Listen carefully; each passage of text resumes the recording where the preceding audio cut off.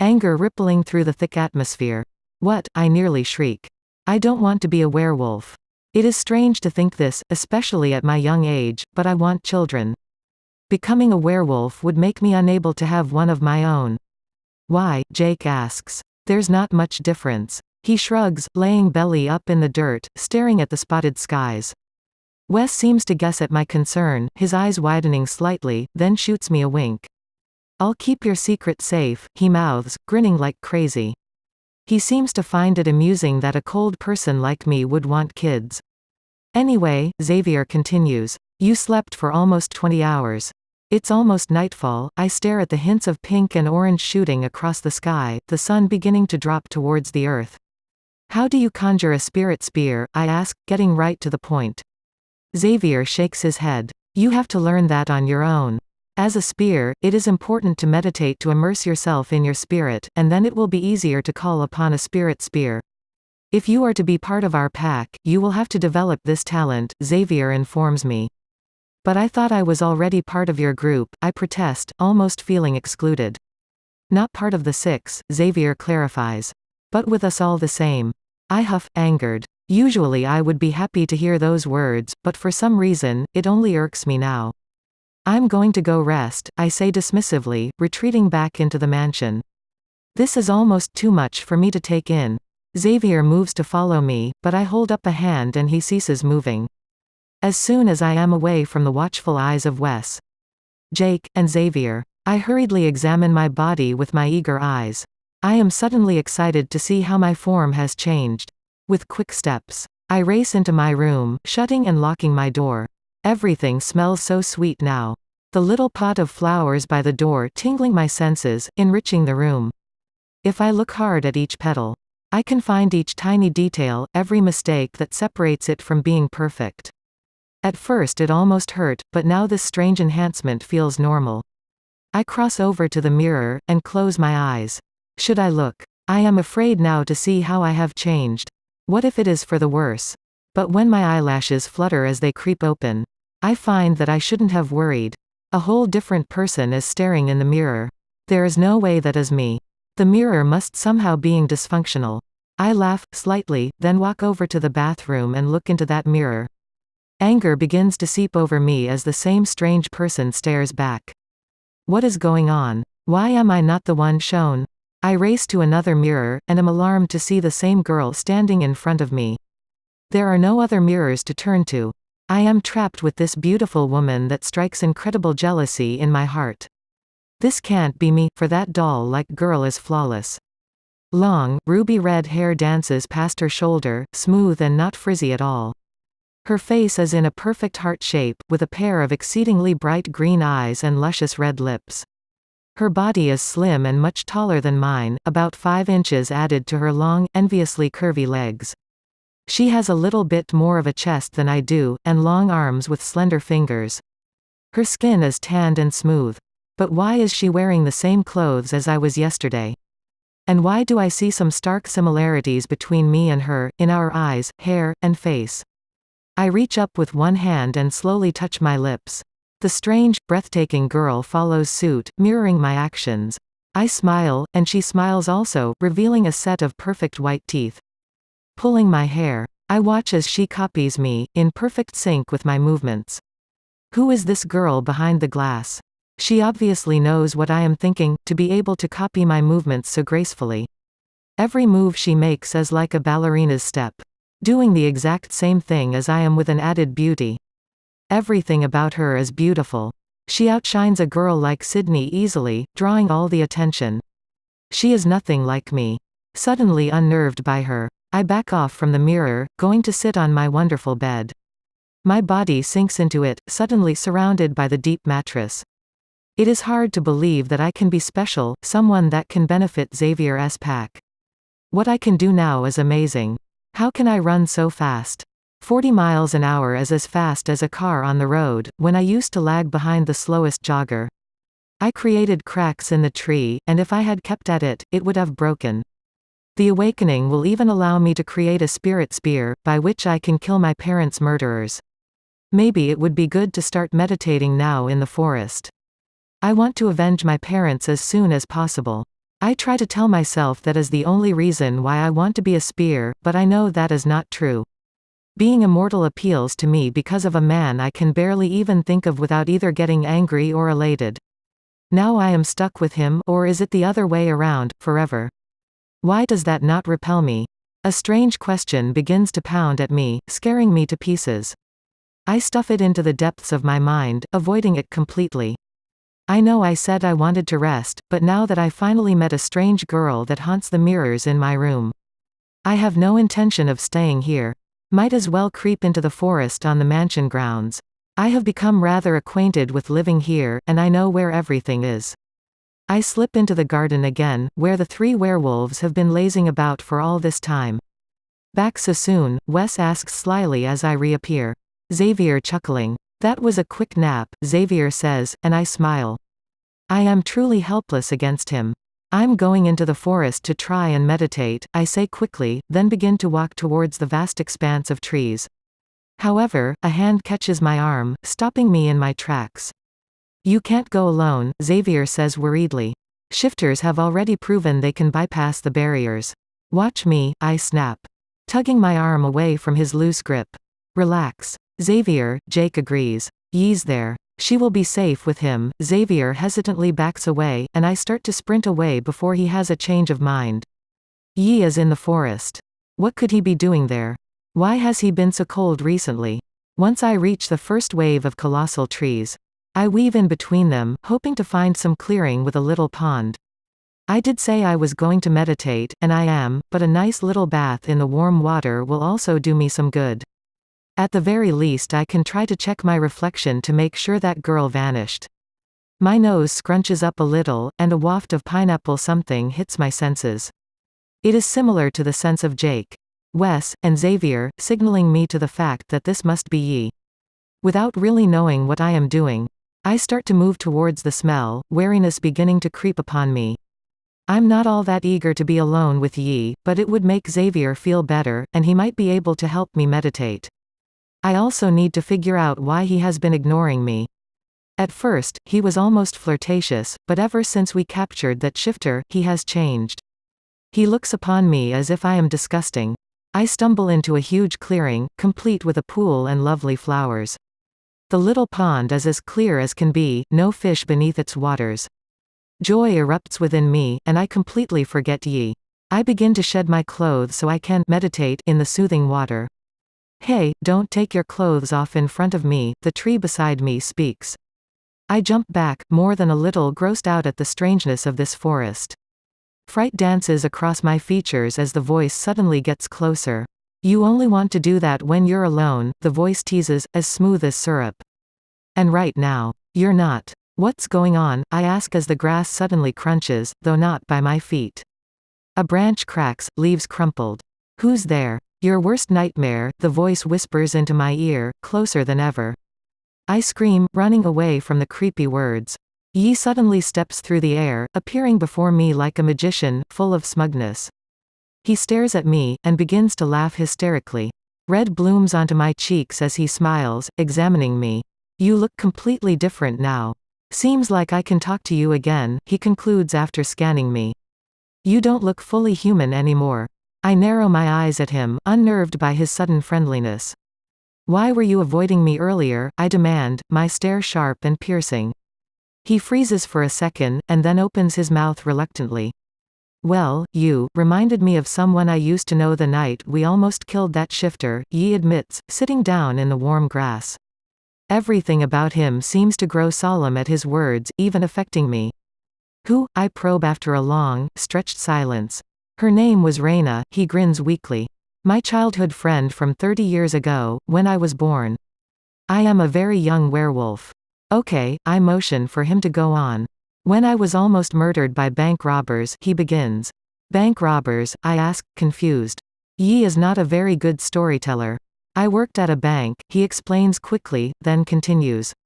When I was almost murdered, Jake happened to be passing by, and he saved me from them. I was badly hurt, with a bullet in the chest, so he went ahead and converted me without notifying the council. When it was known that I was a stealth talent, he added me to the pack, and I disappeared off the face of the earth. However, my best friend Raina coincidentally discovered me when I had my first morphing. She demanded to know what I had become. When I told her, she was not angry or disgusted, but interested. She told me that she was able to see the shifters since birth, but never told anyone that she could. She asked me if she could watch one of our shifter attacks. This is a strange story, I smile. Did you let her go? Yeah, he sighs. I was in love with her since kindergarten. I'd let her do anything. His voice is tinged with sadness and boiling anger. Even though Xavier said not to. What happened? I put one hand on his back, calming him. She reacted just like you. It must be a woman thing, to feel too much compassion. Raina took one look at the man possessed, and said she couldn't let me kill him. She said he was a person, and that would make me a murderer. Yi is expressionless now, his words lacking emotion. Where is she now? Dead. The shifter killed her before I could react, he says softly, a hard, determined look to him. I hate them. I'm so sorry, I sympathize with him. Silence sizzles between us, and when Yi can't take it anymore, he begins to babble. She wasn't my mate, anyway. I will find someone new to fall in love with. I'm sorry, Mona, for being so mean.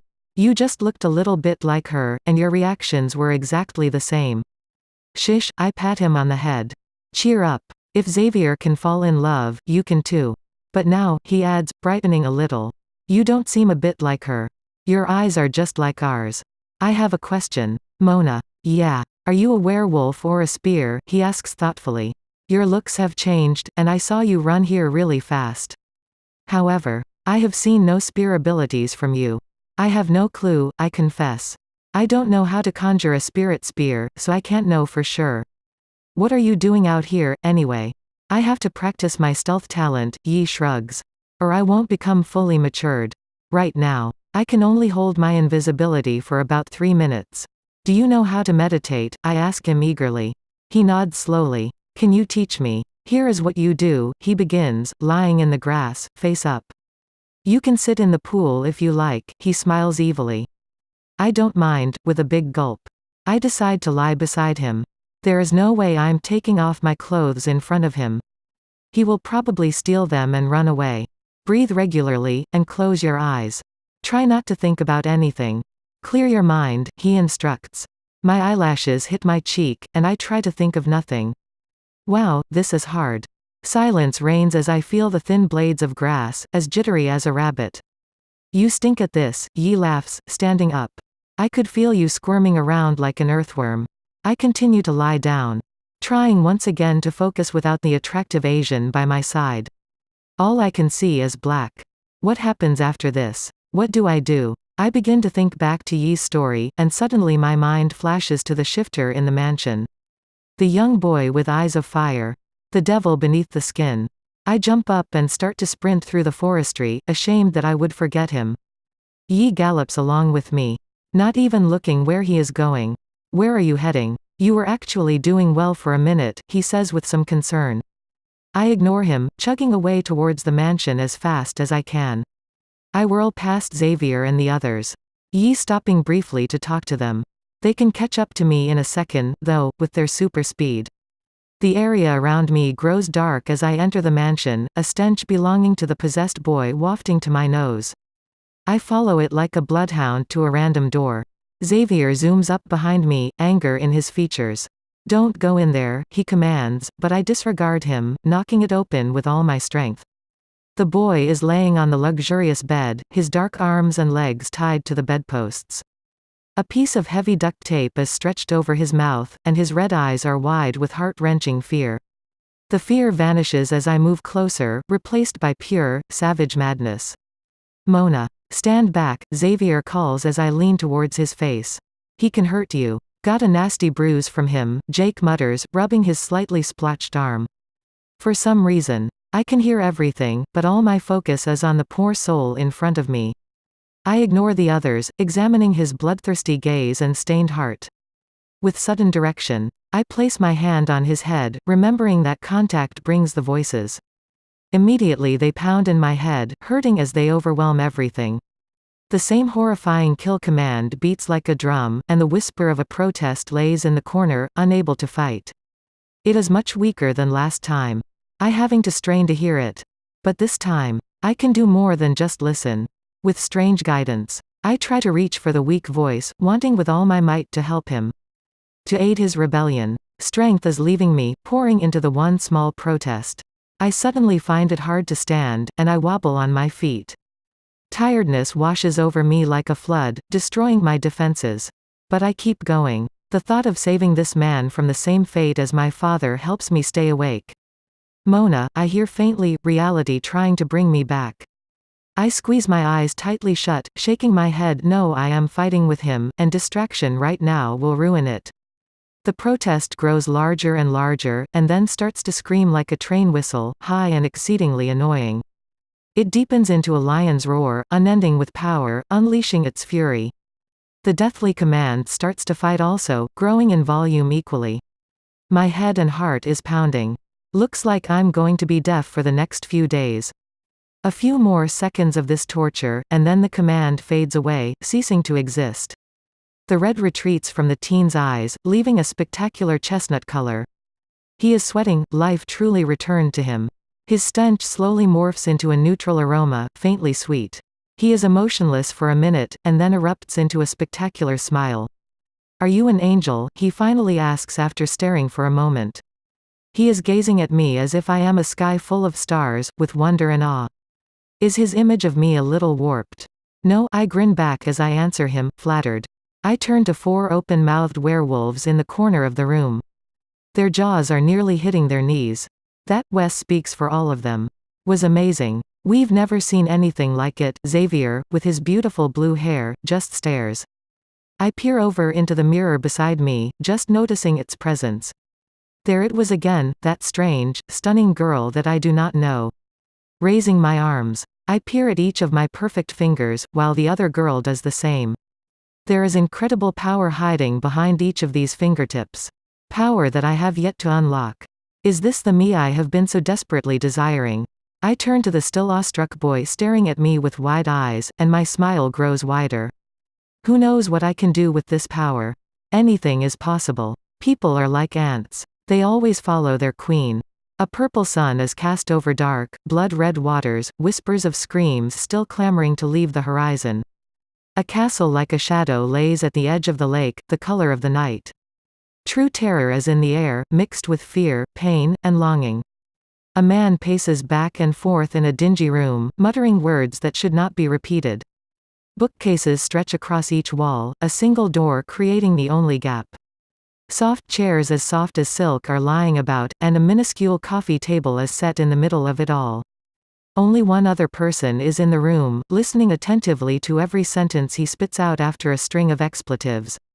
I can't believe this has happened, the man, face unknown, turns to his companion. I made a huge mistake. Everyone makes mistakes. The slightly gray-haired, stubby man the size of a dwarf, does not even truly care about his predicament. However, the tall man with a veiled face is very distraught. How can he fail not once, twice, thrice, but 4 times in his mission? If he wishes to stay on his throne, he better be seeing more results from all these traps his servants have been dropping around the mansion. If not, his subjects will not obey him. They expect him to foil the prophecy, but he has only succeeded in helping to fulfill it.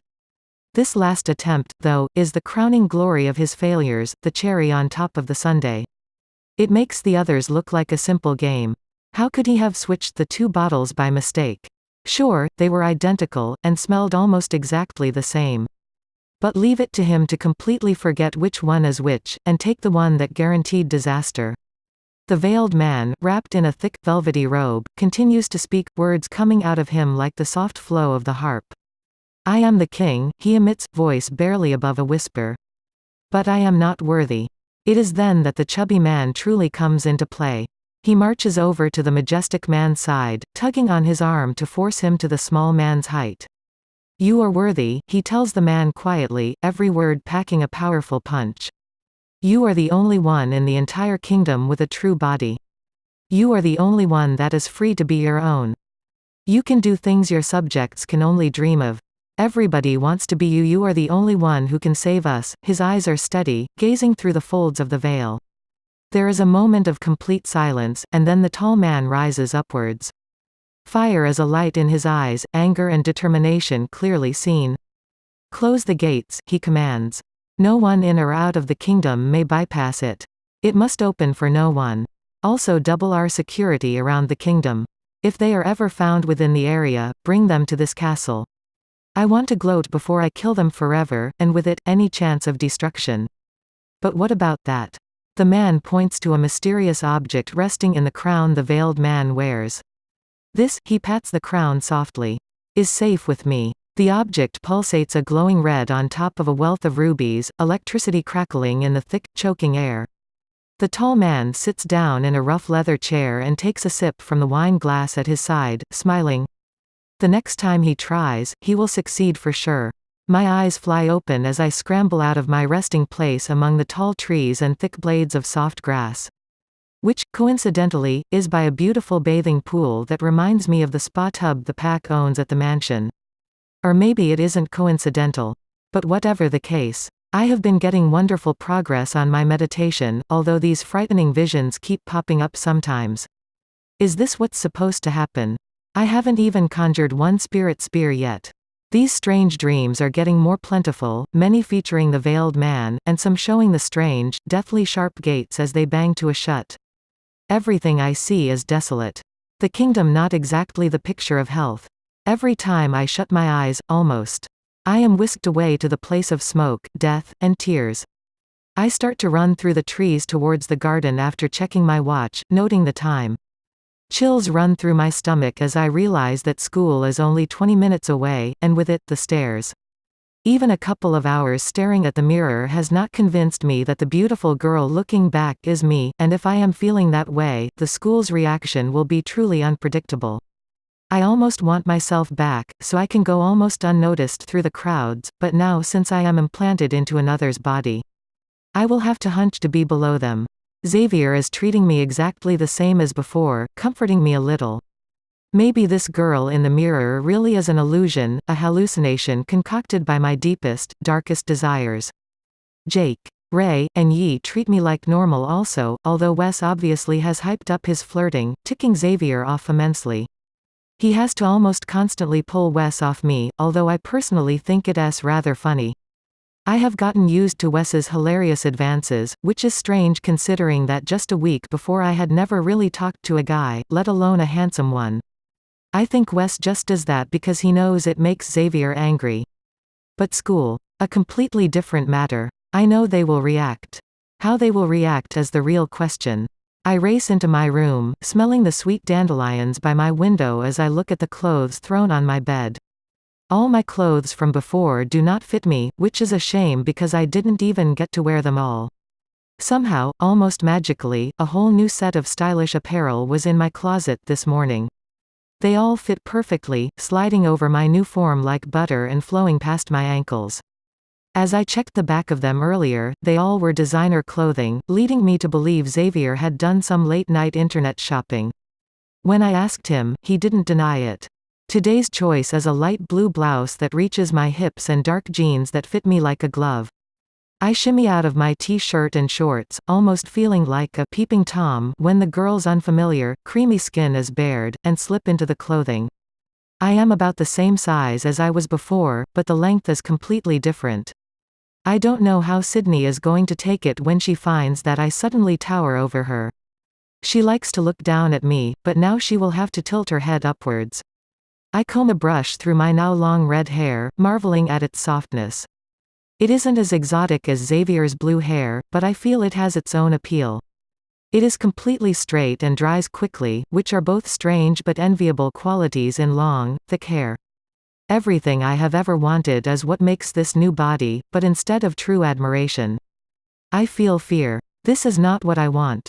If there was some way to change back, regaining my imperfections, I would take it. Before, I wished desperately for change, but now I don't care as much. Once I desired everyone's acceptance, but now I only need one's. I shake the image of him from my mind, scrambling to tug on my shoes. With one more glance at my watch, I run out of the doorway, heading to the bridge where Xavier and I meet. A dastardly handsome bombshell with eyes like emeralds and luscious blue hair waves at me as I walk closer.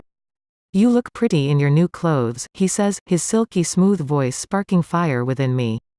I subconsciously straighten at his side, my flowing blood-red hair dancing past my upper back. Really, I can't help but squeak out those words, flashing him a smile to hide the discomfort. Maybe Xavier really likes this new shell I am now trapped in, one with physical beauty far surpassing the average human. I am currently almost Xavier's equal, our looks perfectly in sync. Men will now desire this flawless body like women love Xavier's build. Inside beauty doesn't matter when you have eyes like emeralds and lips like luscious cherries. Of course, he offers me this heart-melting smile, and offers his arm. With a heart thumping erratically in my chest. I take it. I start the run, a slow jog that doesn't even tire me anymore, and Xavier easily matches my pace. He laughs, pure joy echoed in his eyes. Why the jog, he questions. Because we have to get to school before we're late, I laugh back, hoping that he won't discover my truly troubled demeanor. He has enough worries of his own. We continue for a few more miles in silence, and then Xavier pulls on my arm and comes to an abrupt halt. Is there something you need to ask me? He prompts slowly, concern in his features. I suddenly realize that my smile had been morphing into a scowl as we ran. I decide to ask the questions on my mind. Xavier, I begin. What did you look like before you became a werewolf? Obviously worse, which is kind of hard to imagine. I tried to put myself in his shoes. If I was a beautiful werewolf and I just got mated to an ugly guy, what would I do? Part of what attracts me to him is his physical beauty, without it he could have just been another annoying, jeering guy. Xavier reaches with one hand towards his pocket, pulling out a small picture. I thought you might want to see this. He hands it to me, and I stare at the person I know so well. His eyes are a crystal blue, framed by enviously long lashes and a face much like the present Xavier standing beside me. His hair is a golden blonde with blue streaks, and his build slightly less attractive. But other than that, they were identical. Why blue streaks? I stare at the golden blue clash, still managing to look attractive on Xavier's form. Because I lost a bet with my friends, he shrugs. And was forced to do that. It just happened to be the day I was practically killed by a werewolf. He fingers his azure hair, sparkling in the light. I feel so jealous. How could he look like that as a human? Do you like the body you have now? I question softly, and he laughs. Oh, this shell of perfection. Nah, he shakes his head. I really don't care. It is the inside beauty that really matters. His emerald eyes gaze into me, understanding my inner qualms. Funny how he used the word shell also, as if he thinks of his physical appearance like I do. Silence crackles in the air. Tension between us. It is usually not like this, but now I have a biting curiosity that I must satisfy. Xavier senses it too, stiffening as my mouth opens. Please tell me. I look up from the dazzling picture and grab his arm. He seems resilient, but then breaks under my intense stare, weak against my hopes. Well, there's not too much to tell. I was driving to a party, when some strange force stopped the car completely. The windshield became blurry, and I was unable to see anything. There was dead silence, and then the creature ripped the car door from my vehicle. It was a monster, half man and half werewolf, what we call a beast talent. He immediately clamped down on my arm and dragged me to a clearing in the forest. There, he started to claw at me, a rather disgusting experience I would rather not speak of in detail. He shudders. It was terrible. The werewolf was blinded by bloodlust and my somewhat pleasing scent. However, I managed to hurt him as well, and some of his blood got in my wound.